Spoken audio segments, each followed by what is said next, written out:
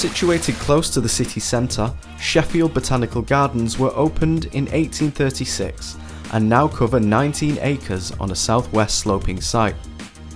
The gardens are listed by English Heritage as a Grade 2 site of special historic and architectural interest. The Grade 2 glass pavilions house a wonderful collection of plants from the temperate areas of the world and provide a wonderful backdrop for the sweeping lawns with their magnificent trees and central boardwalk.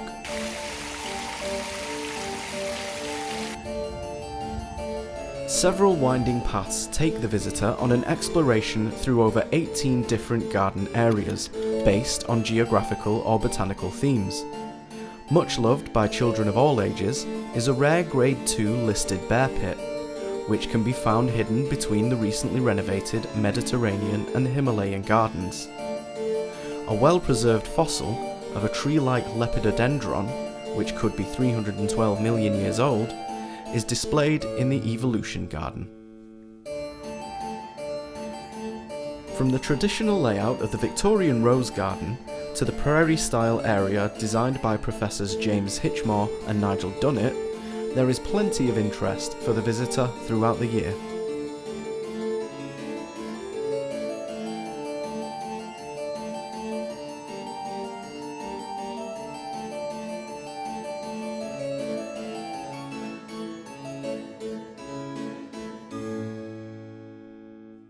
The story of the gardens begins in June 1833, when Thomas Dunn, a master cutler from the Company of Cutlers in Hallamshire, a trade guild of metalworkers based in Sheffield, called a public meeting following a petition signed by 85 local residents concerned about the lack of public open spaces and facilities to promote both healthy recreation and self-education in Sheffield.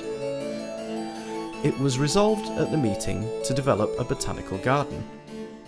By 1834, the Society had raised £7,500 through shares, and having taken practical advice from Joseph Paxton of Chatsworth and Joseph Harrison of Wortley Hall, they purchased 18 acres of south-facing farmland from the Wilson family, the snuff makers.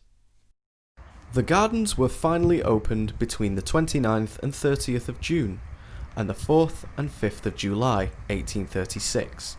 When more than 12,000 people visited. The gardens were only open to the general public on about 4 gala days per year. Otherwise, admission was limited to shareholders and annual subscribers. The gardens thrived until World War II, when extensive damage left the Sheffield Town Trust unable to afford the repairs and restoration required.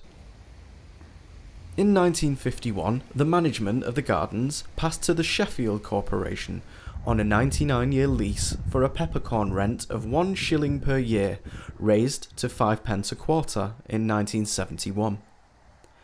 The Town Trust remains the owner of the gardens.